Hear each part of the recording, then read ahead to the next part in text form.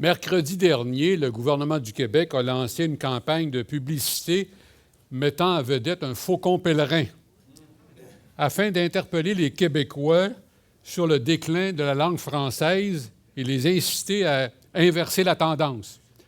Voilà pourquoi ce matin, je ne vous dirai pas « bon matin ».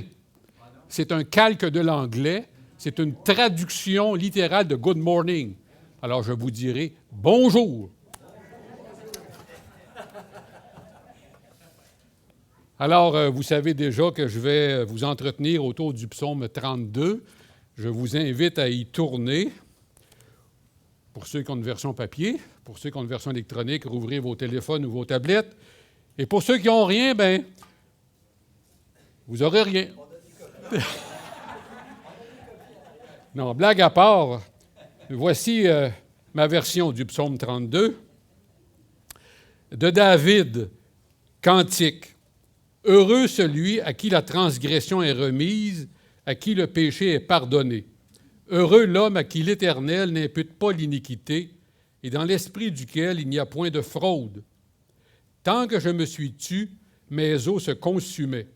Je gémissais toute la journée, car nuit et jour ta main s'apesantissait sur moi. Ma vigueur n'était plus que sécheresse comme celle de l'été. Je t'ai fait connaître mon péché, je n'ai pas caché mon iniquité. J'ai dit, j'avouerai mes transgressions à l'Éternel, et tu as effacé la peine de mon péché. Parler du péché, c'est jamais facile. Et en entendre parler n'est jamais agréable, parce que ça peut faire naître toutes sortes de sentiments de culpabilité.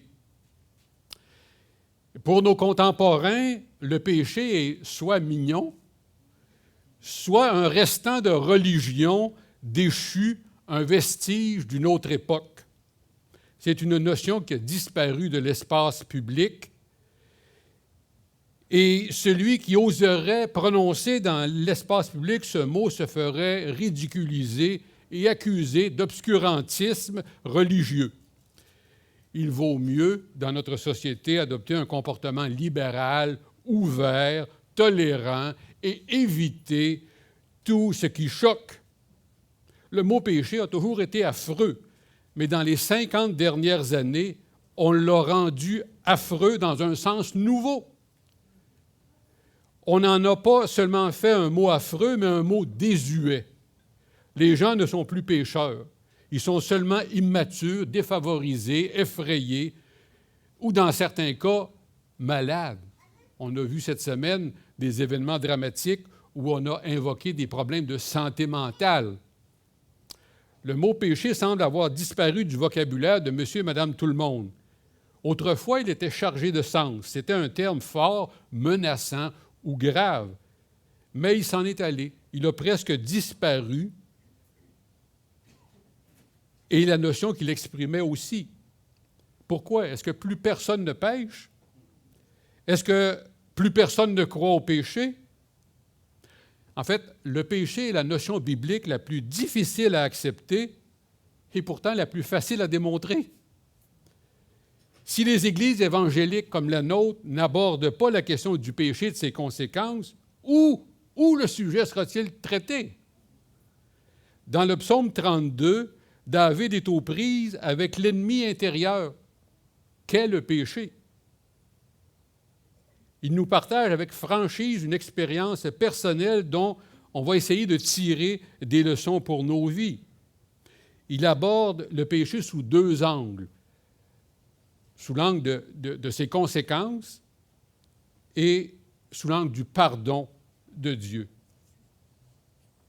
Alors, vous avez vu, j'ai essayé de mettre de la couleur dans le psaume 32, attirer votre attention sur des notions importantes. Tout d'abord, il y a une explosion de joie. Le psaume commence par « heureux ». Alors, dans les deux premiers versets, David lance un cri de soulagement.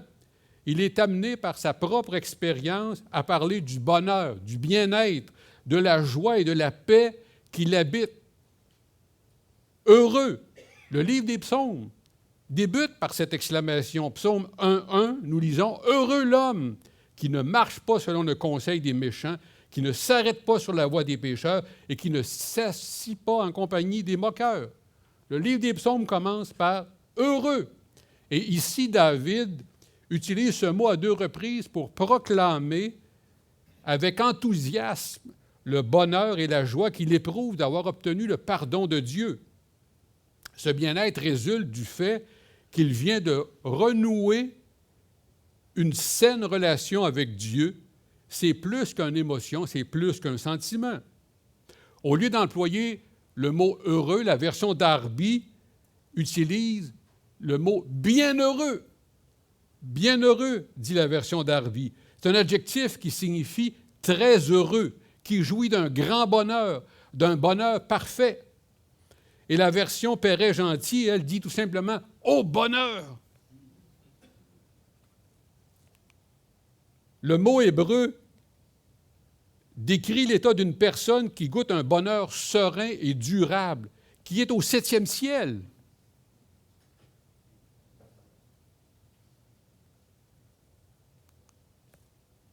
Mais voilà, il y avait aussi dans le verset les mots transgression, péché, iniquité.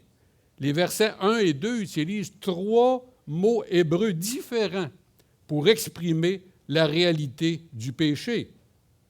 Le mot hébreu qui est traduit ici par transgression évoque la révolte, la rébellion, le fait de ne pas respecter quelque chose de façon méprisante, le fait de ne pas respecter quelque chose, de ridiculiser quelqu'un, une violation de la norme de Dieu. Il met l'accent sur le rejet de l'autorité. Voilà le premier mot que David utilise. Le deuxième mot, c'est le mot « péché », qui lui évoque le fait de manquer le but, de passer à côté, de rater la cible. Et le troisième mot hébreu qu'il utilise, le mot « iniquité », évoque quelque chose de tordu, de déformé, de perverti. Il s'agit de 3 mots-clés de l'Ancien Testament qui ont le sens de péché avec toutes les nuances respectives de rébellion, d'échec, de perversion. Le péché a tous ces aspects-là. Il consiste en une révolte, il se manifeste par une déviation et il fait de notre vie une vie manquée. Puis David utilise 3 verbes différents pour décrire l'action de Dieu à l'égard de la transgression, du péché, de l'iniquité et le caractère absolu de son pardon. Il utilise remise, pardonner et n'impute pas. Le mot hébreu qui est traduit ici par remise décrit le céleste pardon comme un écrasant fardeau qui pesait sur la conscience de David et que Dieu a enlevé.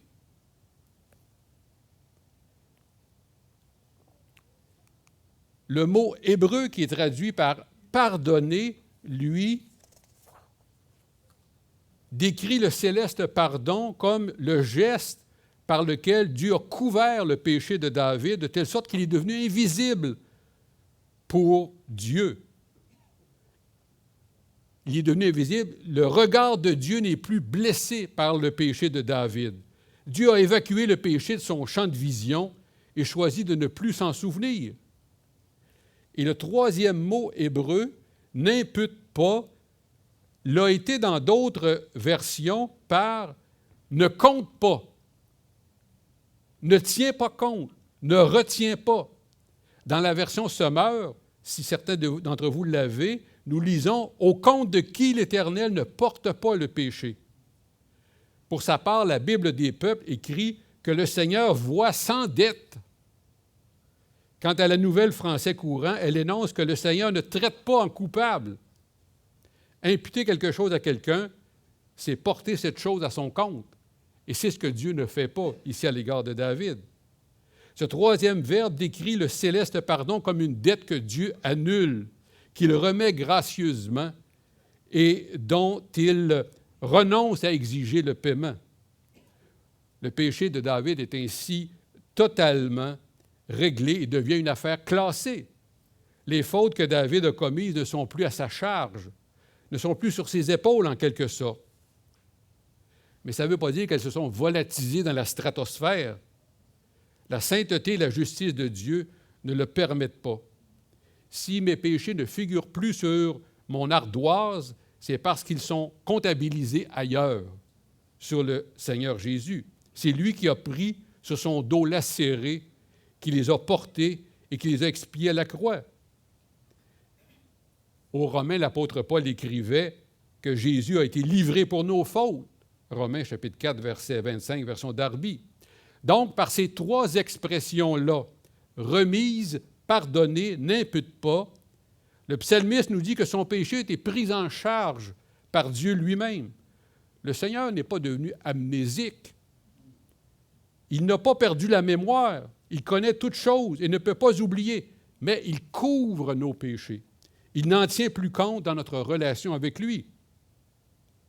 On ne peut pas balayer nos péchés sous le tapis et prétendre que tout va bien parce que nous, on ne les voit plus, on ne veut plus y penser. Quand Dieu pardonne nos péchés, il les élimine complètement. Il ne les conserve pas quelque part sur un disque dur ou une clé USB pour nous les remettre sur le nez à la première occasion. Il les éradique, il les fait disparaître complètement. Et j'aimerais vous citer ces versets du livre de Jérémie. « Oracle du Seigneur, je pardonne leurs crimes, leurs fautes, je n'en parle plus, je ne suis pas un Dieu radoteux. » Nous lisons aussi dans Ésaïe, chapitre 43, verset 25, version Darby, « C'est moi, moi-même, qui efface tes forfaits pour l'amour de moi, et je ne me souviendrai plus de tes péchés. » Et dans Michée, nous lisons, « Qui est Dieu comme toi qui pardonne la faute et passe sur la transgression en faveur du reste de ton patrimoine? Il n'entretient pas sa colère à jamais, car il prend plaisir à la fidélité. Il aura encore compassion de nous. Il piétinera nos fautes. Tu jetteras dans les profondeurs de la mer tous leurs péchés. » Michée, chapitre 7, versets 18 et 19, version Nouvelle Bible seconde. Dans le psaume 130, le psalmiste s'adresse à Dieu et lui pose la question suivante. « Si tu gardais le souvenir des fautes éternelles, Seigneur, qui pourrait subsister? » Psaume 130, verset 3, version Colombe. Imaginez-vous si le Seigneur gardait le souvenir de nos iniquités, s'il en conservait la trace dans un livre ou dans un ordinateur, et s'il demandait à chacun de nous de régler sa dette. Nous serions tous, sans exception, dans une situation désespérée. Soyons alors éternellement reconnaissants de ce qu'il existe un moyen efficace pour le pardon des péchés. Jean écrit « Le sang de Jésus-Christ nous purifie de tout péché. » David a connu le bonheur, donc la paix, la sérénité, la joie, parce que Dieu lui a complètement pardonné son péché. Il éprouve maintenant une grande satisfaction et une joyeuse liberté dans son âme. Son péché a été couvert, effacé, lavé par le Seigneur. Pour David, avoir un coup de foudre, se marier, avoir un enfant, effectuer un voyage inoubliable, décrocher un diplôme universitaire ou atteindre les sommets professionnels, ça ne constituait pas la plus formidable et la plus noble de toutes les expériences humaines possibles et imaginables. Ces circonstances heureuses de la vie sont éphémères et avec le temps, elles finissent tous par s'estomper. Il pensait à un autre type d'événement qui se situe dans le domaine spirituel. À son avis, le summum de l'épanouissement personnel, c'est d'être pardonné. Mais pas simplement par quelqu'un qu'il pourrait avoir blessé, non.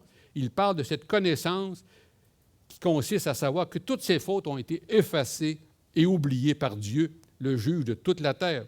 Selon lui, voilà l'expérience la plus formidable qu'un être humain peut faire.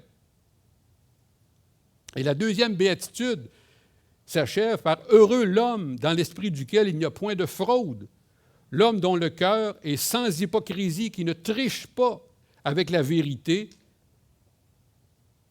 l'homme qui ne se raconte pas d'histoire, l'homme qui se sait sous l'emprise du péché et qui, de ce fait, ne se cache pas qu'il est un homme pécheur et qu'il a besoin du pardon. » Pour être ainsi allégé, affranchi, acquitté, David n'avait qu'une condition à remplir, être absolument sincère, n'avoir dans l'esprit aucune fraude, ne pas essayer de tromper les autres, ne pas essayer de se tromper lui-même, de se faire des accroires. La fraude dont parle ici David est cette illusion volontaire par laquelle on essaie de se persuader qu'on n'est pas coupable, ou du moins qu'on n'est pas aussi coupable qu'un tel. Seul peut goûter la joie du pardon de Dieu celui qui se présente devant Dieu sans rien dissimuler de sa culpabilité ni de sa misère. Prétendre n'être coupable d'aucun péché, c'est s'illusionner, se leurrer soi-même. Et l'apôtre Jean dénonce une telle attitude. L'apôtre Jean dit, si nous prétendons n'être coupables d'aucun péché, nous sommes dans l'illusion. 1 Jean chapitre 1, verset 8, version Sommeur. Pour lui, la seule conclusion possible pour l'apôtre Jean, c'est que la vérité n'habite pas dans une telle personne. Et l'apôtre Paul cite les versets 1 et 2 du psaume 32 dans Romains chapitre 4, les versets 7 et 8, pour montrer que le pardon des péchés est un acte gracieux de Dieu que l'on s'approprie par la foi.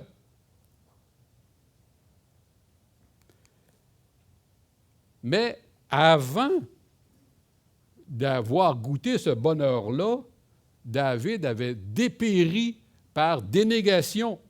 Nous voyons au verset 3, David qui dit « Tant que je me suis tu ». Tant que. Tant que, c'est une conjonction qui signifie « aussi longtemps que ». Elle sous-entend une certaine durée, un laps de temps indéterminé. Et la suite du verset nous laisse croire que David a gardé le silence pendant un très long moment, puisque sa santé physique et mentale s'en est ressentie. Donc, pendant une durée assez longue, David s'est tu. Le texte ne nous dit pas pourquoi David a tardé, se rendant pratiquement jusqu'à l'agonie. Pourquoi David a tardé avant de confesser son péché? Au lieu de faire l'aveu de son péché, il s'est obstiné à garder le silence. Pourquoi a-t-il choisi de se taire? Peut-être qu'il refusait d'appeler péché ce que Dieu appelle péché.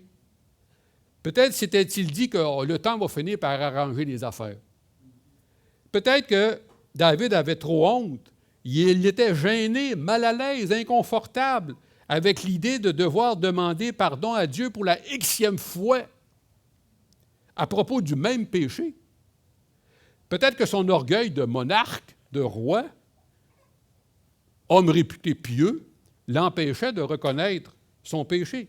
Je ne le sais pas. Tout ça, c'est des fabulations de ma part, c'est des hypothèses de ma part. Mais le texte nous dit qu'il s'est tu. Il s'est tu longtemps. Son silence s'apparentait à un déni, un refus d'admettre qu'il avait fait ce qui est mal aux yeux de Dieu. Il a longuement résisté à l'appel de sa conscience, qu'il cherchait sans doute à étouffer. Il refusait de voir la réalité en face, il faisait l'autruche, il s'entêtait à taire sa faute, à refouler son péché, à faire de l'aveuglement volontaire, à ne pas en parler à Dieu. Il essayait de minimiser, de banaliser le mal qu'il avait commis. Il cherchait peut-être des circonstances atténuantes. Et son mutisme s'est retourné contre lui. Il dit « Mes os se consumaient ». La Bible des peuples dit « Un feu rongeait mes os ». Les os sont l'emblème des forces physiques. Celle de David s'épuisait, son corps dépérissait. Il est tombé malade. Le texte nous dit que « Je gémissais toute la journée ». En plus de ses souffrances physiques, David rugissait, nous dit la version Darby. Dans d'autres versions, nous lisons « Je me plaignais toute la journée ». Ça devait être agréable pour sa femme. « Je criais tout le jour », dit une autre version. « Mes dernières forces s'épuisaient en plainte quotidienne », nous dit la Nouvelle Français courant. Entre vous et moi, quelle existence misérable que celle de passer ses journées à grogner, à maugréer, à rouspéter.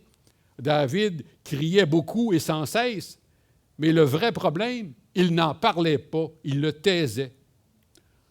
On peut donc parler beaucoup, mais passer à côté de l'essentiel, oublier l'essentiel.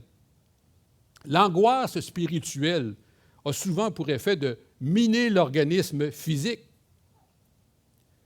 Et le texte nous dit « Car nuit et jour, ta main s'appesantissait sur moi ». Dieu a dû utiliser la manière forte pour sortir David de sa torpeur. Encore une fois, il est utile de regarder comment cette phrase a été rendue par d'autres traductions de la Bible.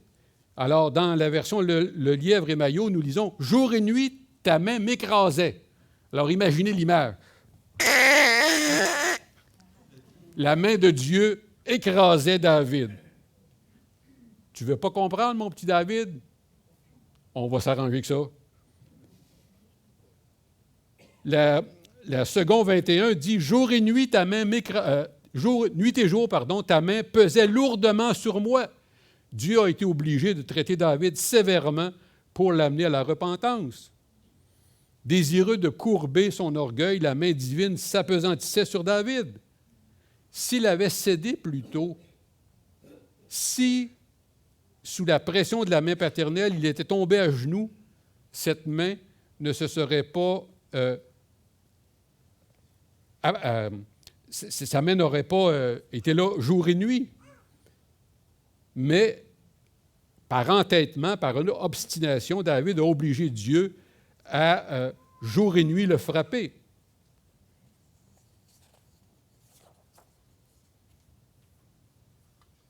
Lorsqu'il écrit « Ma vigueur n'était plus que sécheresse comme celle de l'été », littéralement, nous pourrons lire dans la version Colombe, « Ma sève a été changée en dessèchement d'été ». David nous raconte que sous la discipline céleste, eh bien, ça avait une conséquence dramatique pour sa vie. Sa vitalité s'étiolait. Sa vigueur l'abandonnait. Il était épuisé. Sous la main pesante de Dieu, David dépérissait comme une plante exposée à la chaleur torride de l'été. Dans son refus de céder, David luttait contre Dieu, il luttait contre ses propres intérêts.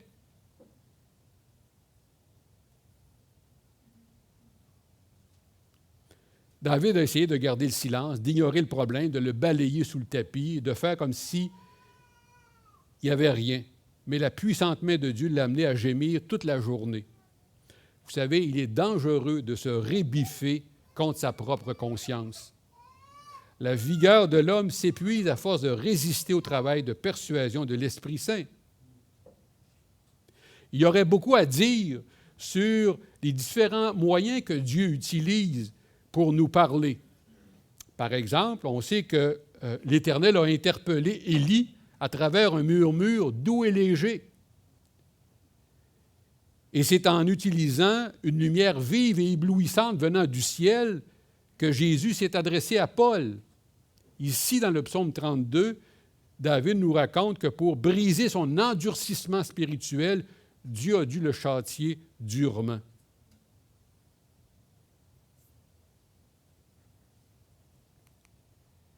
Et finalement, David a fini par craquer sous le poids de la souffrance. Il s'est finalement dit « J'avouerai mes transgressions à l'Éternel ». La Nouvelle Français courant rend ainsi la réflexion de David. Je me suis dit, je suis rebelle au Seigneur, je dois le reconnaître devant lui. Il a cessé de jouer aux fins finaux, il est allé droit au but. David appelle désormais les choses par leur vrai nom. Alors, au terme d'un long cheminement, David cesse de nier son péché et décide de le reconnaître et de crever l'abcès. C'est un moment décisif. Il dit, « Je t'ai fait connaître mon péché. Je t'ai avoué. » Il dit, « Je t'ai fait connaître. » Le mot hébreu qui est traduit ici signifie « je t'ai fait connaître ». Dans d'autres versions, c'est dit « je t'ai avoué, je te fais l'aveu ». Je n'ai pas caché, le mot hébreu qu'on a traduit ici, dans d'autres versions, on dit « je n'ai pas couvert, je n'ai pas dissimulé ma faute ». Et finalement, « j'avouerai », 3 verbes différents. Le troisième, ici, dans d'autres versions, ça a été traduit par « je confesserai, je reconnaîtrai, je déclarerai ». L'idée qu'il vient d'exprimer 2 fois se présente avec une nuance particulière. Il affirme que sa confession a été un acte réfléchi. Il a pris une décision, puis il l'a tenue comme l'enfant prodigue. Il a dit, voici ce que je vais faire, Puis, effectivement, il l'a fait. Le psalmiste David ne nous mentionne pas exactement de quel péché il se repent, ni de quelle façon il en parle à Dieu. Une chose cependant est claire, le péché nous guette, vous et moi, à chaque coin de rue, à chaque tournant. Le péché s'infiltre dans nos pensées, dans nos motivations, dans nos attitudes, dans nos paroles, dans nos silences, dans nos actes. Le pardon, alors le texte nous dit, David a dit, « Et tu as effacé la peine de mon péché. Tu m'as déchargé du poids de ma faute, selon d'autres versions. » On sent que David éprouve un vif soulagement. Le temps me manque, mais j'ai essayé d'imaginer ce que Dieu aurait pu dire à David. Imaginez ce que le Seigneur aurait pu dire à David. « Mais t'as donc bien la tête dure, David. Ça a pris tout ce temps-là pour que tu viennes reconnaître ton péché. David, t'es pas vite en affaires. David, je vais prendre autant de temps à réfléchir que toi, tu as pris du temps à confesser ton péché. » Dieu aurait pu dire à David, « C'est une bonne question, je vais prendre ça en délibéré, je vais réfléchir, puis je vais te revenir avec ça. » Dieu aurait pu dire à David, « Écoute bien, mon petit David, là, ça fait 50 fois que je te pardonne ce péché-là. Tu n'abuses pas de ma bonté un peu? » Etc., etc.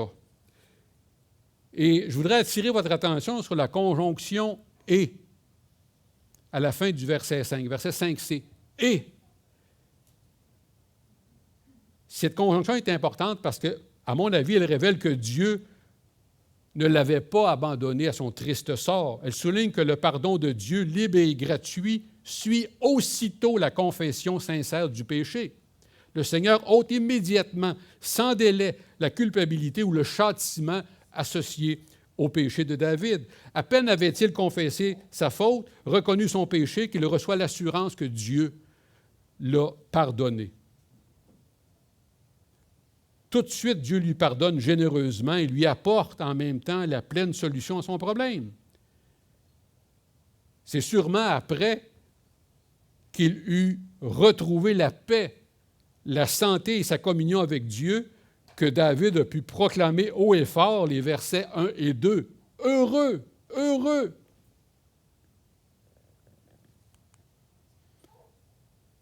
Il y a beaucoup de choses que je pourrais vous dire pour essayer de voir en quoi ce passage-là nous concerne.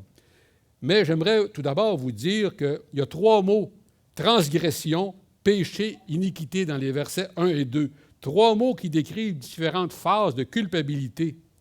Ceux qui veulent faire affaire avec Dieu doivent régler la question du péché.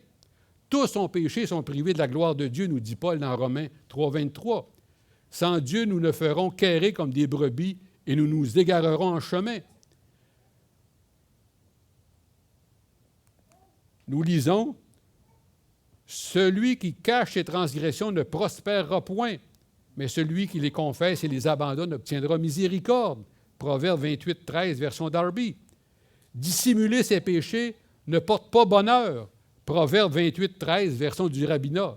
« Et si nous confessons nos péchés, il est fidèle et juste pour nous les pardonner et nous purifier de tout péché. » 1 Jean chapitre 1, verset 9. On pourrait aussi dire que Dieu pardonne, et ce n'est pas une bonne chose que de lui résister. Dans Hébreux, chapitre 4, verset 7, nous lisons « Dieu fixe de nouveau un jour, aujourd'hui, en disant « Aujourd'hui, si vous entendez sa voix, n'endurcissez pas votre cœur. » Quand Dieu pardonne, il pardonne rapidement, complètement, parfaitement, irrévocablement. Son pardon est disponible à tous et en tout temps. Il s'agit de confesser son péché avec franchise et humilité. Et on le voit à travers l'expérience de David, l'aveu du péché est bienfaisant. Dieu connaît ce que nous essayons de lui cacher et ce n'est pas une bonne idée d'essayer de jouer au plus malin avec Dieu. Dieu châtie parfois ceux qu'il aime pour les ramener dans le droit chemin. L'auteur de l'Épître aux Hébreux le dit dans le chapitre 12, au verset 6, nous lisons, « Le Seigneur châtie celui qu'il aime et il frappe de la verge tous ceux qu'il reconnaît pour ses fils. » Supporter le châtiment, c'est comme des fils que Dieu vous traite, car quel est le fils qu'un père ne châtie pas? Nos pères nous châtiaient pour peu de jours comme ils le trouvaient bon, mais Dieu nous châtie pour notre bien, afin que nous participions à sa sainteté. Qu'on l'admette ou non, le péché a des effets néfastes dans nos vies et dans notre relation avec Dieu. Le péché camouflé fait des ravages dans notre conscience. La confession est toujours une libération. Ne dit-on pas soulager sa conscience? C'est-à-dire révéler un péché, même le plus caché et inavouable, ça libère d'un poids.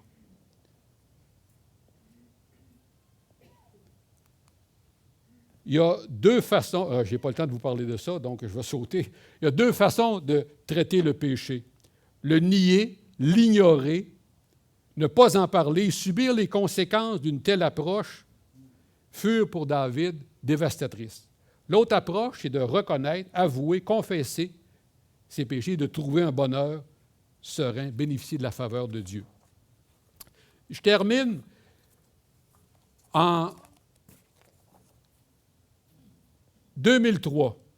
Il y a un chanteur que certains d'entre vous connaissez certainement, qui s'appelle Nicolas Ciccone, qui a lancé un album sur lequel figurait une chanson qui a beaucoup tourné à la radio qui s'appelle « Je t'aime tout court ». Alors, je me suis amusé à remplacer « Je t'aime » par « Je te pardonne ». Voici ce que ça a donné. J'espère que c'est assez gros. Alors, je vais vous le lire. « Je te pardonne tout court ». Là, imaginez que c'est Dieu qui chante ça. « Je te pardonne tout court, sans beaucoup ni vraiment, sans faire peur ni semblant, sans condition ni règle. Je te pardonne tout court, sans peut-être ni seulement, sans parure ni diamant, sans artifice ni chaîne. Je te pardonne tout court, sans tambour ni canon, sans vainqueur ni perdant, sans belle promesse ni piège. Je te pardonne tout court, sans orage ni volcan, beau temps comme mauvais temps, au profond de moi-même. Je te pardonne tout court, sans virgule, sans accent, sans détour ni serment, sans complexe ni gêne. Je te pardonne tout court, sans une limite de temps, au passé, au présent, bien au-delà du rêve. Je te pardonne tout court, follement, tendrement. Prions. Seigneur, nos premiers mots sont des mots de reconnaissance, parce que justement, tu es un Dieu qui pardonne. Tu n'es pas un Dieu qui est radoteux. Tu es un Dieu qui prend nos péchés et les jette au fond de la mer. Et tu choisis de les couvrir, de ne plus t'en souvenir. Seigneur, notre reconnaissance est sans mots pour ton pardon. Et ma prière ce matin, c'est que personne dans cette salle ne se prive de ton pardon. Que personne n'expérimente ce que David a expérimenté.